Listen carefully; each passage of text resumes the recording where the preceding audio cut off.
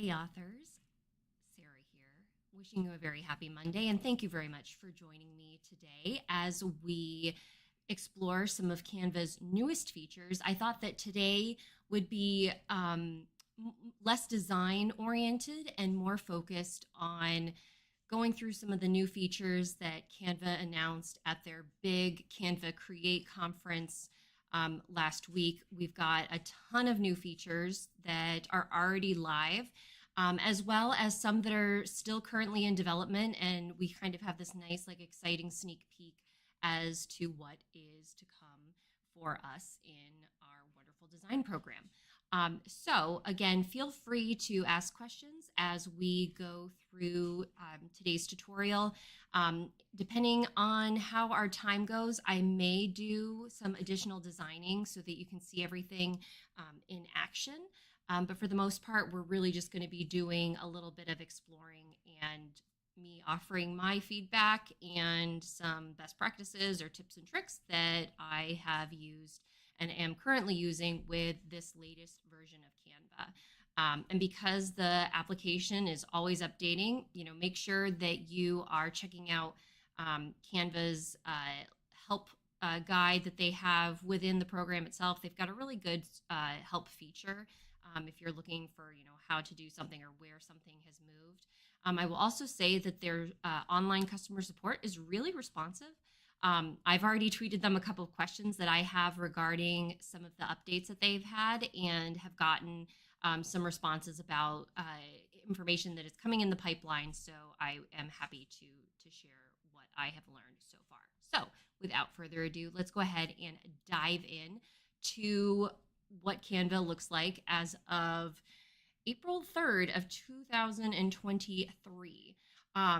The biggest takeaways I would say from the Canva Create session was the introduction of really going heavy into AI content and having things, auto write for you, auto design for you. A lot of automation is being put into the program, which is really exciting for folks that maybe don't feel as confident coming up with their own content from conception to design. So having the opportunity to have slogans fed to you, words fed to you, images fed to you is really helpful. AI is a little bit of a tricky tricky subject in some of the design communities because of how images are generated electronically versus someone taking the time to create those items themselves. But in terms of creating book promotion and book content, it makes our lives so much easier. And so I'm really excited about some of those features. But what I really wanted to explore today is the kind of reconfiguration of the brand box, or now it's called the brand hub. So on your Canva homepage, again, Brand Hub is a Canva Pro feature. Canva Pro, I believe, is $10 a month if you buy it annually. Best money I've ever spent on myself as an author. This program helps me take my book marketing to just a completely different level than I was in before. So if you're looking to spend money on your marketing, think about how much you can sometimes pay services to create graphics for you. I'm an outlier in the fact that my books to bundle service is relatively cheap compared to what's out there. People will charge you $300 for a single image, and you can create thousands and thousands of images in Canva for a third of that cost a year. So it's just something to think about. Such a worthy investment into yourself as an author. And so again, the Brand Hub is Canva Pro. It has that little crown by it to let you know that you would need a Canva Pro membership to use it. But once you are a Canva Pro member, you have access to so many things and so many brands. You're not limited to just one brand. You can see here that I have multiple brand kits that I have created, and they are all based off of different segments of who I am and what I'm promoting. I have my author brand, which is basically just things that I am doing as Sarah E. Burr. It's my website, it's my blog, it's my newsletter. Those are the colors that I'm using over and over again. And I also like use this just when I'm creating regular Instagram images, just to always share with my audience who I am as an author and have those colors associated with it. Purple and gold. They used to be my college colors, and they've just like followed me around for my entire life. My favorite colors, absolutely love them. So it just makes sense to me to have that a part of my author brand. And now when I see something that's purple and gold, I'm no longer thinking of my college, I'm thinking of me.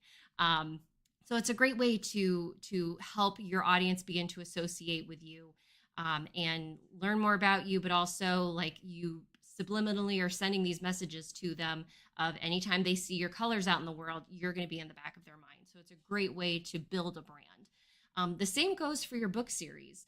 When depending on how much creative control you have over like your book cover, things like your book covers and such, yeah, your book marketing materials and what have you, being able to use the same color palette over and over again or something similar or building upon that color palette is a really great way to kind of keep up that brand and build that brand and have a base that you can always come back to when it comes to designing.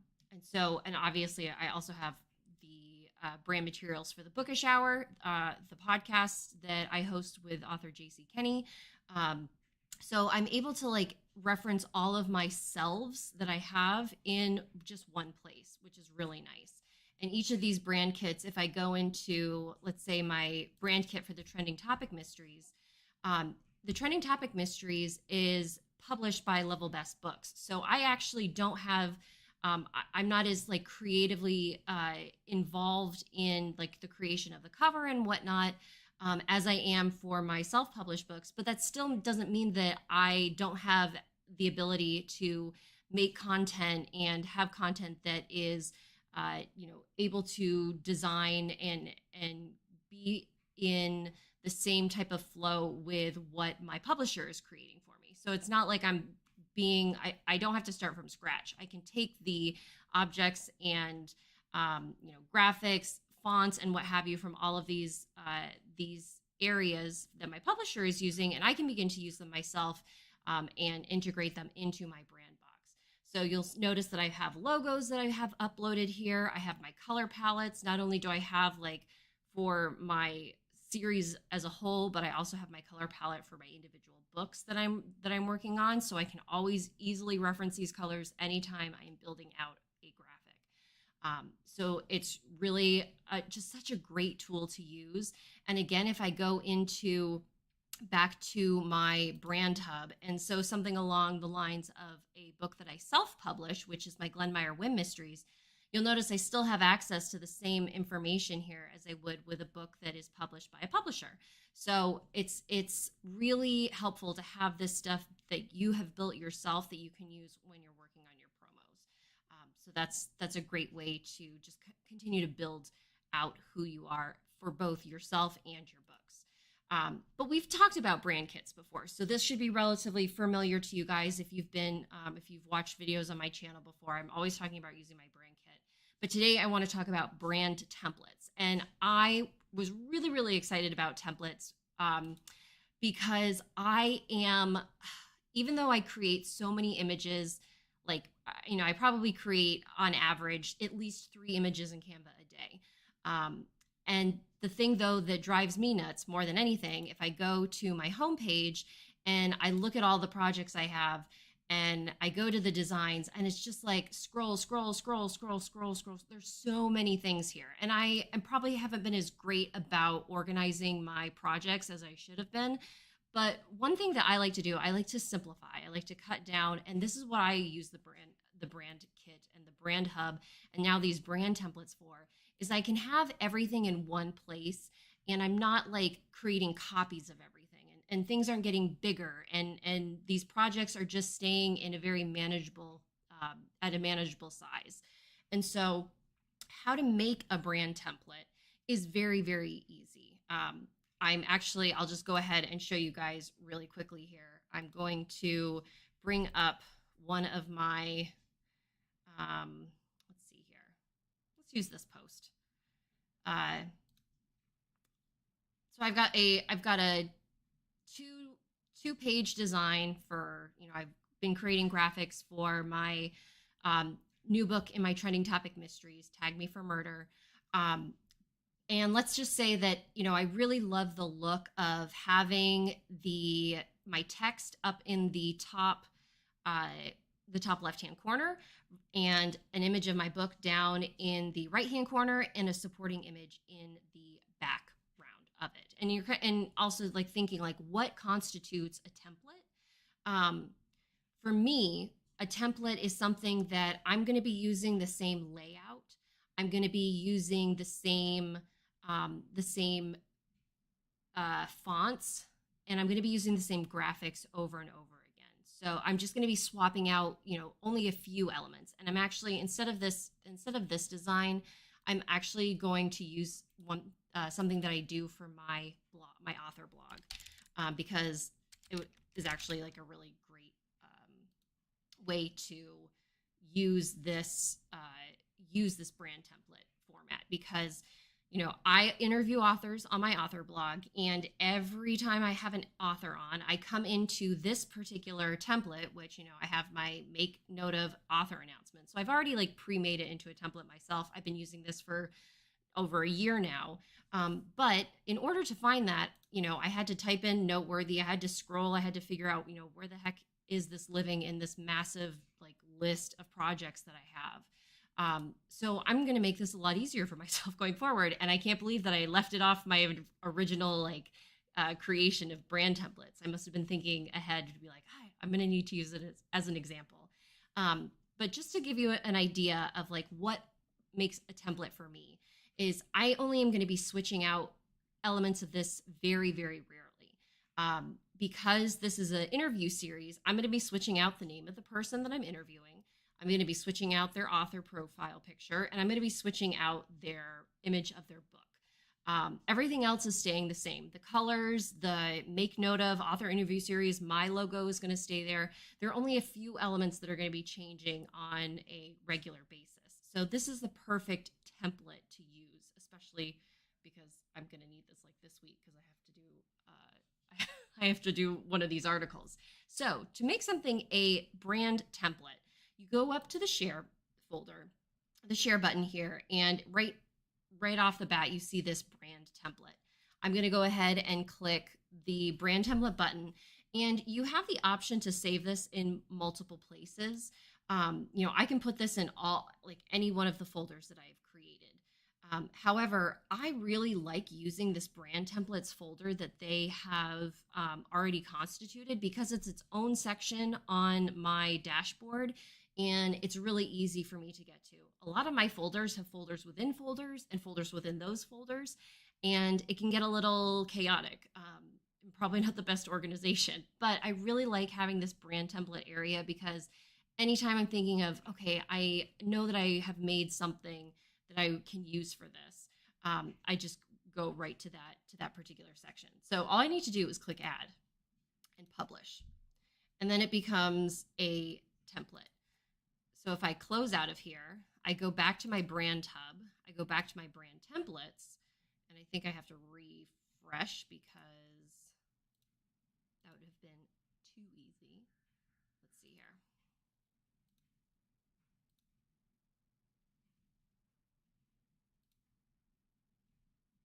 All right, let me quickly exit out and refresh of Canva. Here we go. All right, well, this is fun. Let's see where I put it. Oh, goodness. All right.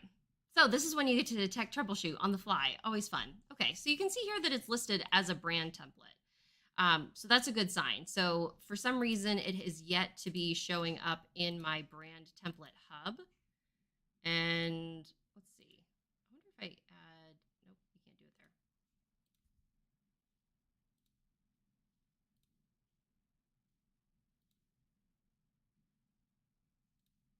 I wonder if it's because I published it in the wrong place. Let's go take a quick look at it. I'm going to edit the original.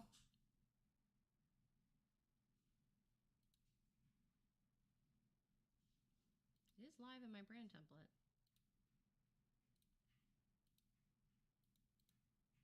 All right. I think we're going to have to chalk it up to it being a Monday afternoon and the template not updating just when I need it to. However, not the end of the world because it is showing up here. And one thing that I want to let you know when it comes to brand templates is when you do select them, and this doesn't matter where you are selecting it from, you could be selecting it right from your recent design area, or if you go into that brand tab, brand template, and let's click on my, let's prep for my Wick Wednesday post. I'm going to come here, and so let's say that it's Wednesday. I've got my picture of my candle. I'm ready to go into my template and make my post. What I would do at this point, there are two workflows that you can utilize. I'm going to show my preferred workflow, and the only reason why I like this workflow is because it cuts down on the number of projects that I will eventually begin to accrue. I'm going to go ahead and I'm going to click on the template. And you have the option to use this template and edit original. And I like to do edit original because it is going to pull up that existing project for me. It's not going to create a new one, and thus further kind of clutter up my project base because I don't care about keeping these candle posts week to week. I'm going to upload my new picture. I'm going to forget about whatever candle I used last time, and use this new picture going forward. And so what I at that point would do is then I would design it like any other post that I'm creating. I would pull in my picture, make my updates. I'd go to share, I'd go to download, and I'd download it to my desktop. What happens when you use a brand template and instead of editing the original, you are going to click this use this template, you're going to get another copy of it. So this would be, use cases for this particular workflow would be, you want to keep the original as is and make a brand new project that has, maybe has the same features, but you're gonna tweak them. And we're actually gonna do that a little bit later, so I can show you, what the differences are. But this, again, you'll notice that the name of this is copy of Wick Wednesday post instead of going to edit original and pulling up just the original Wick Wednesday post.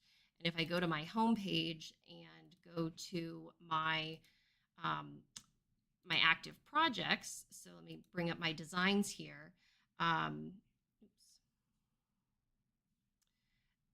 You would have like that double project listed. So you'd have like the extra copy of Wick Wednesday as well as a Wick Wednesday post. And for me, it's just like you run the risk of like having just like so many so many images in your workspace that you don't necessarily need to hang on to.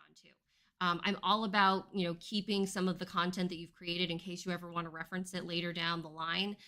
But there are some instances where I think it really makes sense just to use the same project over and over again so that you are, you're creating less clutter for yourself from a design standpoint. So if I go ahead and kind of go back to my home page here and go into my, that's regular templates. I want to go back into my brand hub, go back to my brand templates. Now we have everything up here. So it just takes a little while for it to everything to get in line. So with those updates that I am making, what I am trying to do with my brand template page, and this may not be how you want to use it, but for me, it just makes so much more sense to operate all of my weekly posts from one area rather than going to my homepage, even going to, there's the, oops, I don't know why this popped up. Even though I could maybe create a folder underneath my projects that is, all of my, brand template post, but Canva's already done that for me. And it's in this really nice, like, home page area where it's right up at the top. I don't have to worry about pinning it to my list for all of the different folders that I'm using. It's just going to be right there and really accessible for me to use repetitively. So let's make some more brand templates so that you can kind of see the workflow. And while we're making those brand templates, I want to show you some additional changes that have been implemented into Canva, as well as kind of some best practices while these changes are ongoing. Because the biggest one for me, and I'm actually going to go to, where's my author brand post? I'm going to go to this one. And open it up, and I'm actually going to use this template because I'm going to make a brand new brand template that is going to be cozy mystery related. But the reason why I'm using this as a template is because there are elements to this that are going to be useful as I am designing that template. So that being said, some things I want to talk about that Canva has recently updated, and that is the photo editing capabilities that they have. This is looking really, really promising, and I'm really, really excited about it. However, I advise using caution when you are working in the new photo editor, because you'll notice that if you click use new photo editor, you get this message that pops up, and it's basically going to kind of cut you off from using stuff in the old photo editing kit, which there's one thing in the old photo editing kit that has not been migrated over into the new editing kit, and that's shadows. I had a panic attack when this launched and I didn't see shadows anywhere, because you guys know how much I love shadows, and I was like, I can't work. I can't work like this. And I actually tweeted at Canva to be like, hey guys, like, I love the idea of having magic eraser and all of these like new magic edit. Like, there's really cool things coming, but like in this effects section, I need there to be a shadow for me to use it. And I actually did get a response from them, and they're like, hey Sarah, hang tight, this is a new feature, like we're slowly migrating things over, so like eventually we will have the stuff that we need. But until then, I caution you to use this. I think the use case is very specific right now, because if you need shadows, don't use it, because anything that you use here you're not going to be able to use it in the old photo editor. So if I were to go in here and let's say, let's do this magic eraser thing. And I love magic eraser. I'm super excited. And you guys now can see like the behind the scenes look of how I like create my book design posts. I literally have like a black piece of wood that I lay down on my carpet and take pictures of, because I like just to have that like setting and that background framing, because nobody wants to see my gross carpet on the backs of all of these photos. So this is a little bit of a sneak peek behind my life. So what the magic eraser does, I absolutely love this. I don't know if you're familiar with magic eraser when it comes to Google Photos. You're very welcome, Deborah. The shadow thing was like my biggest like thing that was holding me back from being like, I can't wait to use the new photo editor, because I need my shadows. Because there's so many cool things in this new photo editor. So I'm excited for them to make those updates. So magic eraser is really awesome in that if there is like something that's like,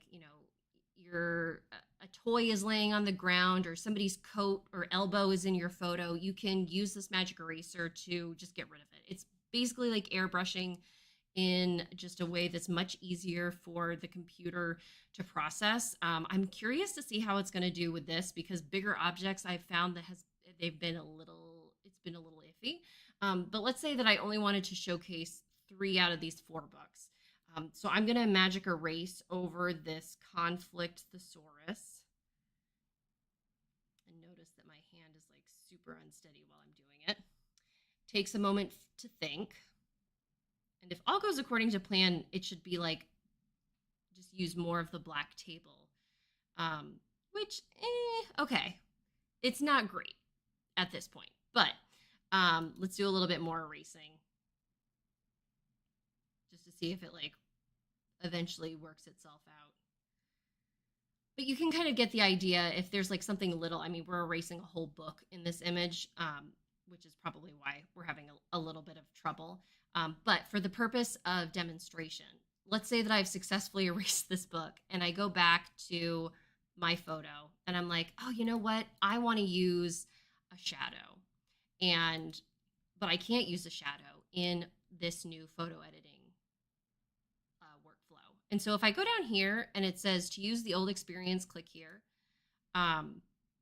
What happened to me last week is, I can revert to the old editor, which is fine, or I can keep the new one. If I revert to the old editor, you're going to notice that all of the changes that you made on that new side is they're gone. So you can't use them both at the same time, which can be frustrating. So that's why I'm really excited about the possibilities of the new photo experience. But what I'm doing for the most part is I'm still hanging back. I can definitely make edits to my photo in a way that is satisfactory with the old photo editor. I've never really had any complaints about it. I can still adjust and do all of this really cool stuff.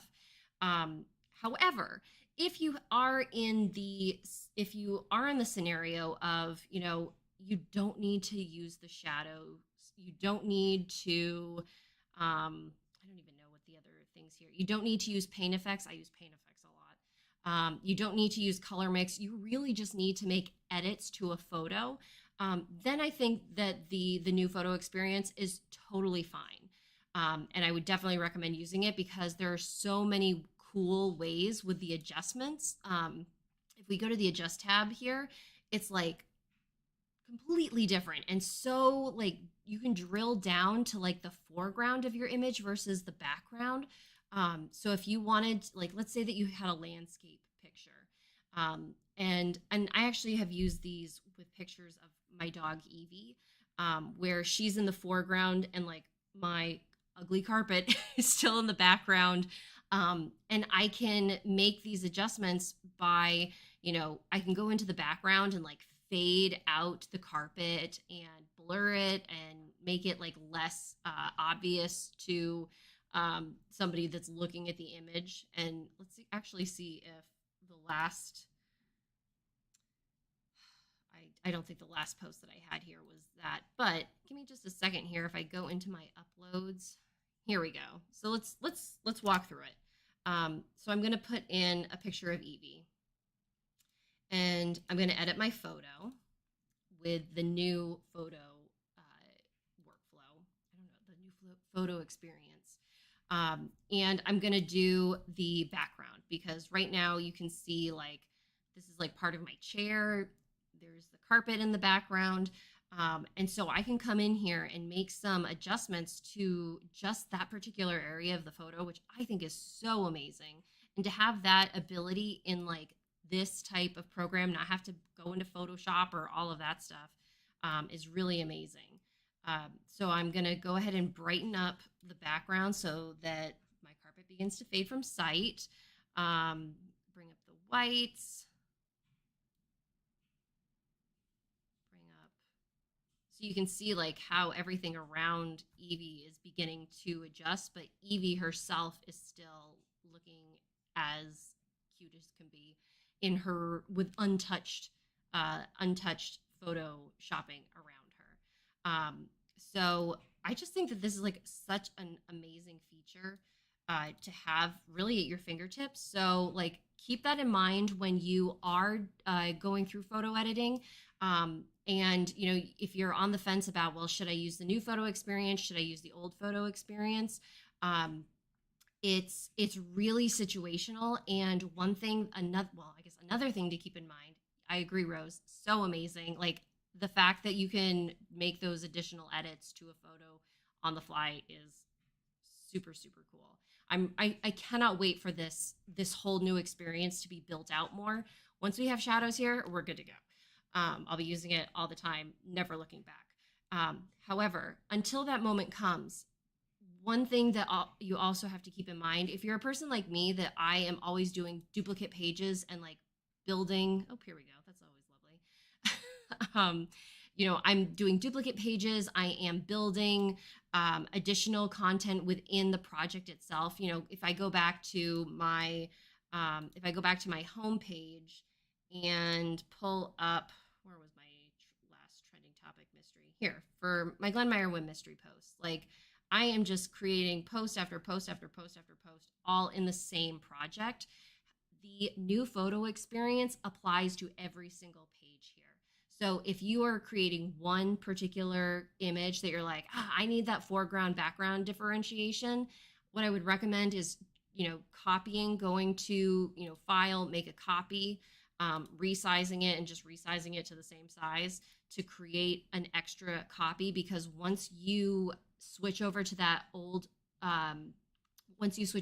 new photo experience, all your subsequent pages are going to be affected. So you see how I have shadows like here, here, here, here. All of that would be wiped out as soon as I clicked that new photo experience. So that's another thing to be very mindful of, at least for right now, using it, and being able to juggle those back and forth. Rose, your question, you can go back to the old photo editor and use it and use the new one, right? So from my experience, so if I were to go here and go back to edit photo and I'm like, ooh, you know what? I need to get my shadow. I need to do something else. As soon as I click that new photo experience, if I, let's see. So kicking that keep the new editor didn't transfer me back to my old like toolbox. So as soon as I revert to that old editor, all of my changes go away. And the same goes, let me go ahead and I'm going to make a copy of this because I don't want to lose that original piece. Let's see, copy, where'd it go? Here we go. So as soon as I go into, let's say I want to make an adjustment to this candle. I can't do it on this one because here we go. Let's say I want to make an adjustment to this image. As soon as I click check it out and go to the new editor, doesn't revert it back anymore. Okay, so that's good. So we have a potential workaround is you have to do all of your like shadow edits and whatnot before switching over to the new editor, if that makes sense. So we can't like bop back and forth, but if I had the foresight to go in, do all of my shadowing, and then switch over and do my magic, magic edit, magic eraser, all of that good stuff. It looks like it keeps the shadow from the previous editor. So that's a big win. That wasn't the case when I did it last week. So that shows that like they're actively like making these updates and incorporating them. So while it's an awesome time to be using Canva, it's also like things are very much in flux right now. So I would hope that within the next month or so, we would have access to everything that is in the old photo editor over in the new. But I am giving like my own timeline of hopes. Who knows? It could take the next 6 months. It could take the next year. We don't know. But at least for now, it looks like you're able to make all of your edits in the old editor and then swap to the new editor going forward. So here's hoping that that's not a fluke for this stream, and just be careful when you are using that, because it can be that can wipe out a lot of work that you've done if for some reason you are swapping back and forth and it all gets erased. So there is that little side tutorial on the new photo editing experience that they have.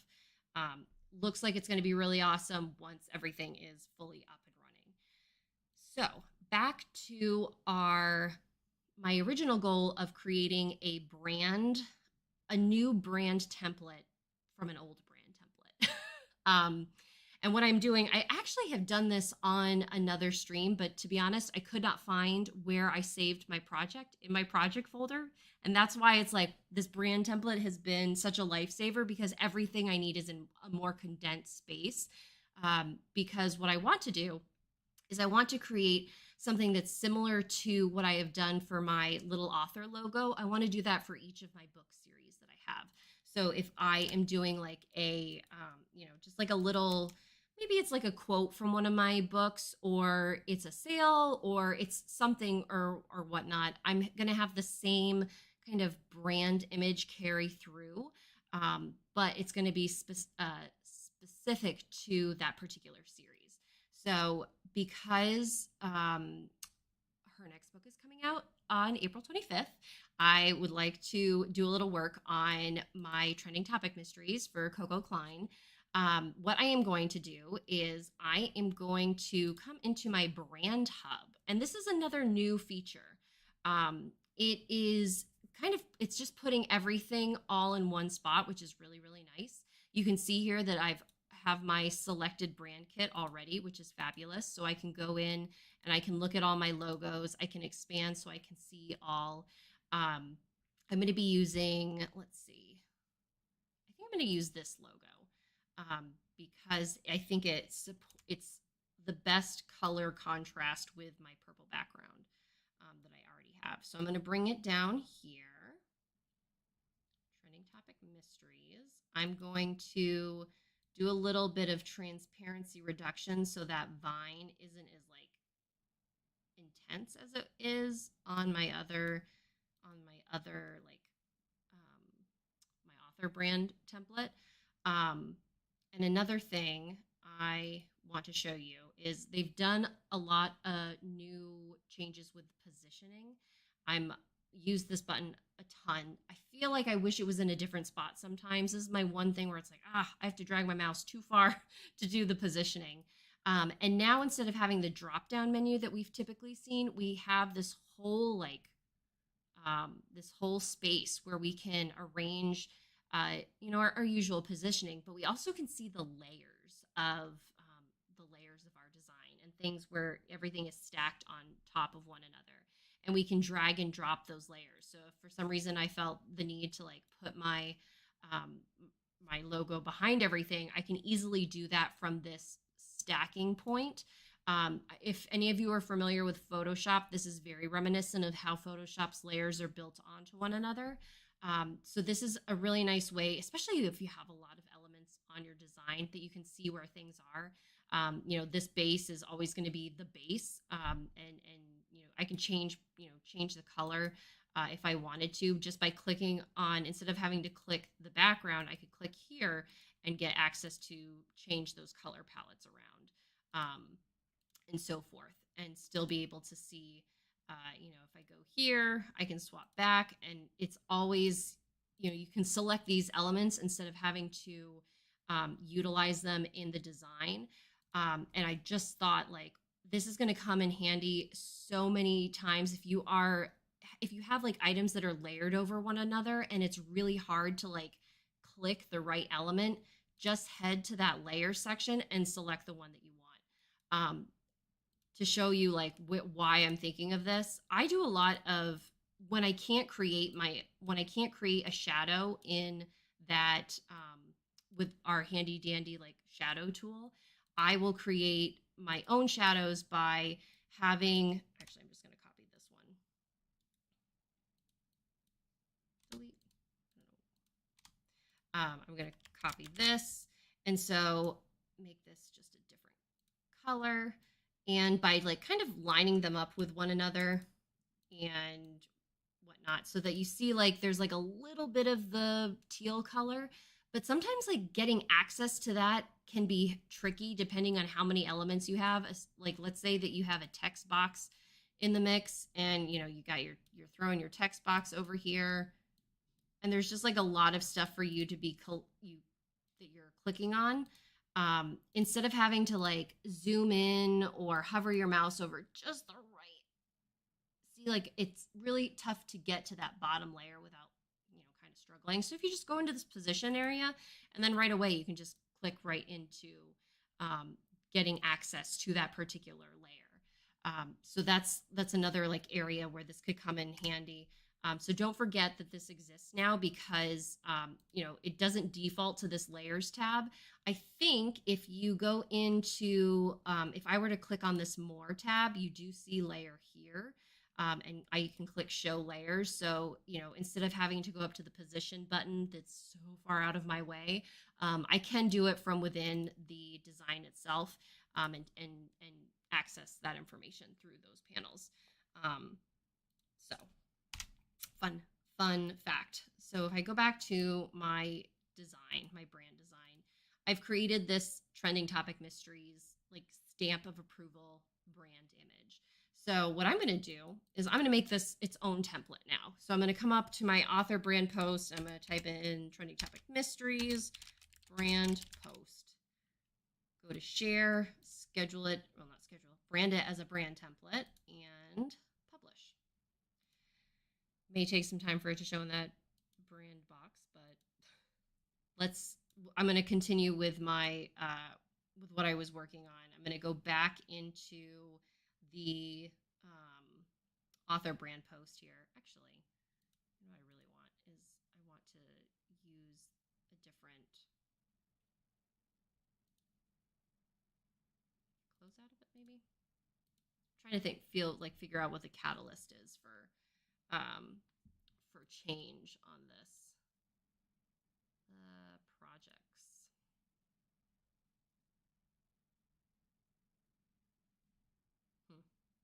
Oh, here it is. Okay. So recent brand template. What I'm going to do here is I'm going to click on my brand template.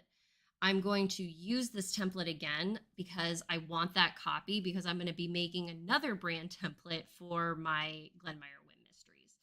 So I'm going to swap out my trending topic mysteries logo. I'm going to come to my brand hub. I'm going to swap into the Glenmeyer Win Mysteries. I'm going to look at all my logos and figure out which one I want to use. Probably going to use the one with the cat and the dog because obviously that's going to be the more fun one. So I'm going to, again, just adjust my logo here. And this one is going to be a little bit different than the others because of my, because there's a lot more going on in this particular logo. I am going to remove that nice little branch of, just so that it's less busy and my dog and cat are much more like in the focal point of this little side brand for any future images. And you might be thinking like, Sarah, why the heck are you doing this? Like, what is the point of having these little brand items? However, what it allows me to do is anytime that like I just need to like drum out some content, I can come into this brand post. I can click on, let's say that, I want to showcase my first book in the series. And so I can go in, I can just grab like, okay, like here's a cutout of my 2 books. And then I can go into this text to image feature, which you probably can't see because my face is in the way, but there's it's like another one of these like apps along the side of the Canva window. Text to image, I'm absolutely loving this because instead of like going into the photos and searching for a photo that like sort of fits what I need, I can type out, a beautiful big lake in upstate New York, because that's where my book takes place, in the summertime with mountains in the background. And there's so many cool styles. I want this to be a watercolor. And then create the image. Takes a little time to think. But basically what I'm able to do is I'm already telling, oh, that's really pretty.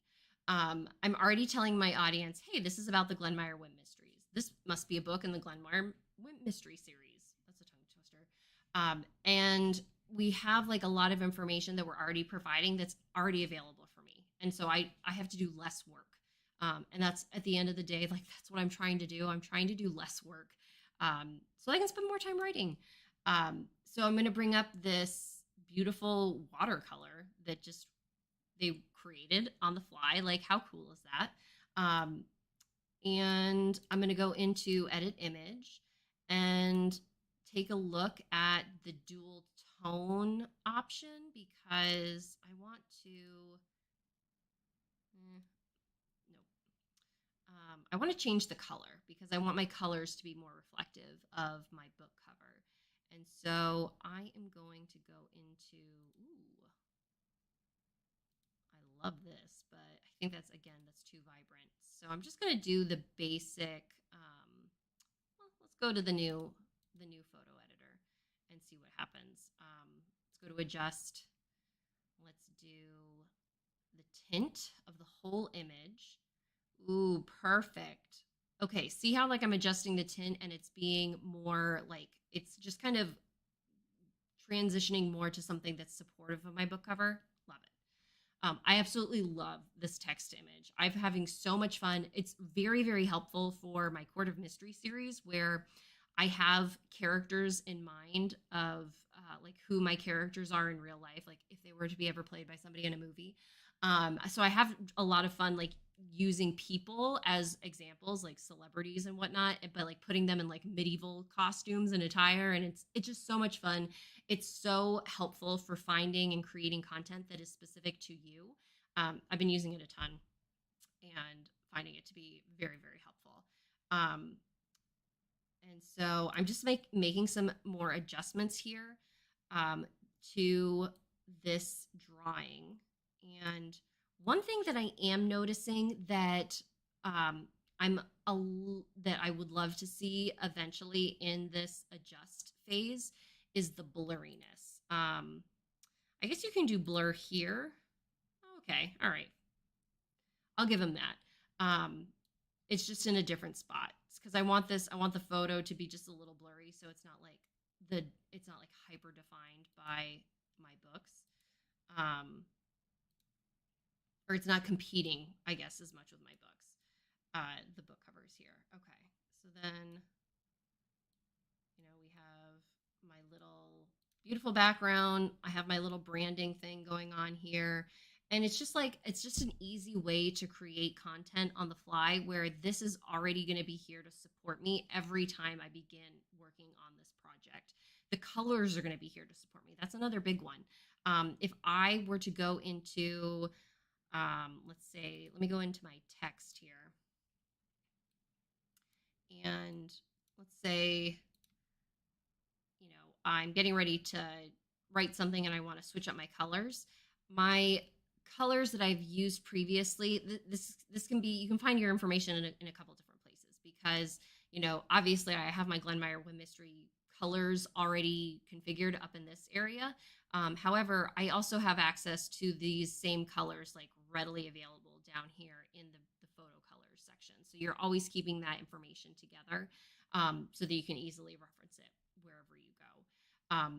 Because this is a logo and not a design that I've already made in this image, I am not going to get the what document color, or sorry, what document fonts are being used. It's not going to pull that information because this is a PNG image, not a text image. But if you wanted to always have the same text ready to go, you could build that as part of your brand template. And so that information and is always accessible. Maybe you've already like done the shadowing, you've done the outline, and it looks like you want to be using it over and over again. Save what you can and reuse it as much as possible. You don't have to reinvent the wheel every time that you create something for social media. Having that consistency in your design is actually going to benefit you because you're going to have a more uniform profile look, and people are going to begin to associate those fonts, those colors, that configuration with you as a writer and with your books. So anything that you can do to like subliminally drill into people's heads who you are is a great way to do that. So we had some fun. I just love that image so much. I'm going to save it. So I'm going to make a copy of this copy. This is where it can get really dangerous because like I've now have so many projects open. But I'm going to save this because I just love that image so much. I'm going to use it at some point. And then this is going to be my brand. So instead of my trending topic mystery, it's going to be my Glenn Whim mystery post. And I'm going to go ahead and save that to the brand template so that every time I have access to this particular image. And it helps, again, build that consistency, makes it easier for you. All of this information is living in the brand hub instead of in a folder that is buried somewhere in your Canva workspace. Okay, great. So you can see that these are already popping up. This one I don't. You can the icon is just not hasn't updated yet. So you can see like edit this original template. And again, the difference between editing and using the template, this is going to create a whole new project. And this will just edit the original so that you're continually working within the same item, so that you don't have to like create all of these projects over and over and over and over again and have your project homepage look like mine, where you get a certificate from Canva saying, congratulations, you've done 1,500 designs in this platform. So that's always fun. Okay, we covered a lot of ground, but hopefully we touched upon some fun new aspects of Canva. Again, we did some testing with the new photo editor, making sure that anything in the old photo editor that you need done to your image, your design, before using the new photo editor, make sure that it's taken care of, because you can't go back. If you go back, you're going to lose all of the work that you've done in the new photo editor. Let's hope that that gets resolved sometime in the near future, and that they'll bring our wonderful shadow feature over into the new tool experience, the new photo tool experience, as soon as possible. So yeah, I think that that is really what I had planned for today. I have about 8 minutes left before I need to pop on to my next scheduled item. But I would like to do just a quick. I need to do a post. So I just want to go through the workflow. That's like, you know what? I need to have a post on social media today that's talking about my books. This is how I'm going to do it. And this is, you can watch how my mind works and how I kind of go about these workflows as I am, just as is. So first and foremost, I know that I want to talk about my cozy mysteries. This is going to be just a post about all of my cozy mystery books. I have the release of Tag Me for Murder later this month. I have the audiobook for Follow Me for Murder is available. I have my 2 Glenn Whim mysteries. I've got a lot of cozy stuff going on. So I just want to do a post that's featuring all of those cute, beautiful covers. So I'm going to search for my existing cozy, and I have already created and using this keyword cozy because I know at some point I have created something that has to do with cozy mysteries. So I'm going to use this one just because. And the reason why I am selecting this one to make an edit to is I love the fonts that I already am using, because those are the fonts that I use on my Facebook banner. And I probably should add these all to one of my brand kits at some point. And so what I'm going to do, I also have like 3 of my covers already there. But we're gonna actually, you know what? We're gonna make it even harder for myself, because we're gonna start from scratch ish. I'm gonna come right in, and I am going to go to my book cover folder that I have and go ahead and pop all of my cozy covers right here. Bring them down to the same size. I guess my Follow Me for Murder one needs to be a little bigger. And then we're going to go right into my shadows. And I have been loving this page lift one recently. I go through phases where I have different shadows that I like to utilize for my book covers. Sometimes I like that angle shadow, but right now I'm really loving this, the page lift. And just another note, when you are doing the shadow configuration, make sure that you wait until you have applied your change, and then this saving item up here, right now it says saving paused. If I start clicking into other things too quickly, that is weird things are going to happen, and my changes most likely aren't going to take, and I'll have to redo it all. So I've learned to be a little patient at this point, because as soon as I get everything shadowed, that's when I can really begin clicking as fast as possible, and making this design work for me. And I just have one more.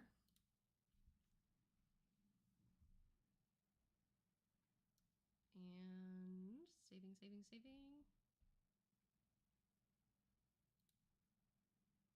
Perfect. All right, now we're off to the races. I'm going to make these a little bit smaller so that we don't overlap one another.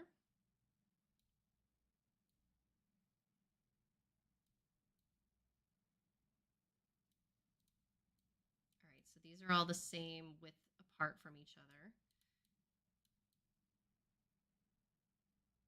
And I'm very much heavily relying on all of the lines that this program gives me. Okay, so I have all my book covers listed. Because we're doing like a cozy vibe, I'm gonna come in, let's do text to image, and let us do, let's see, a purple couch with a blanket and a cup of hot cocoa on it. And we're going to make it a watercolor. Sometimes if you don't use your grammar, if your grammar is out of whack, then it can get a little bizarre. Like, I don't know what this is. This doesn't look like, to me, a purple couch with a blanket. So that one I wouldn't say that they really nailed this one. So I guess we have to be a little more specific. A cozy living room with a couch. Purple couch. Sofa? Maybe sofa's better. With a purple sofa, there is a blanket on the sofa. On the cushion of the sofa, there is a cup of hot cocoa. And let's try it again. Let's see what we can get. Anything closer. And if we don't, I will. Okay, nice. Okay, this is much better. I'm not seeing my cup of coffee. However, all is not lost. I'm using this one because it's got a beautiful purple couch that I love. And I am bringing up zooming in here. I am going to go into my elements section. I'm going to do cup of hot cocoa. Go to my graphics. I'm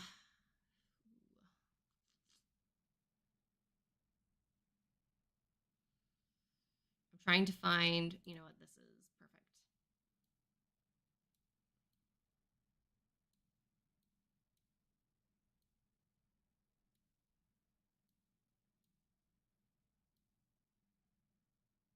There we go. And let's see, a saucer.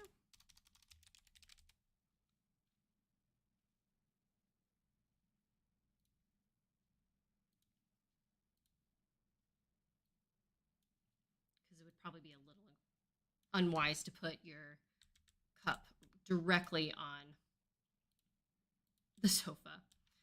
So there. So I've made my image work for me the way that I wanted it to. And then from there, I am going to add in, you know what, I'm actually going to bring up these books so that I can then make them bigger. Oops.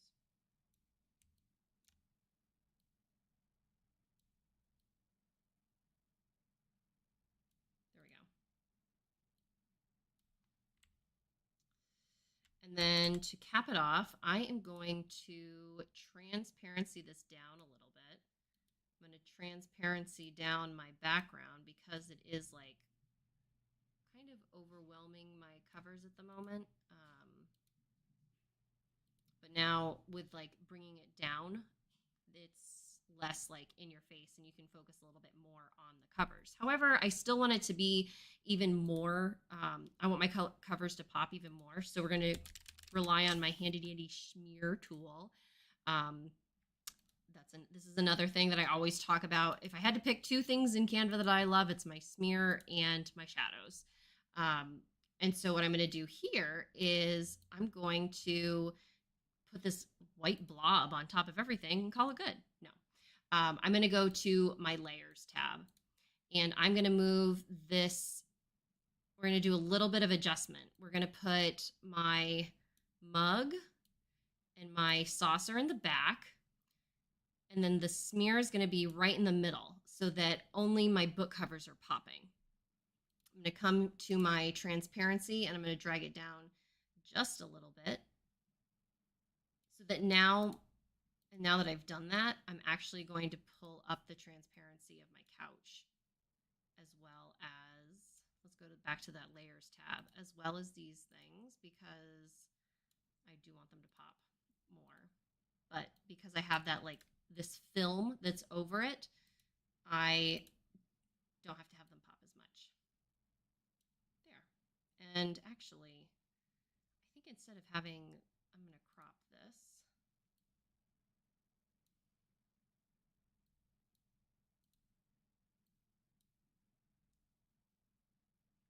Crop this over here. And the reason why I'm cropping this is because I just want the whole thing to just be layered on top of it. Bring these a little closer.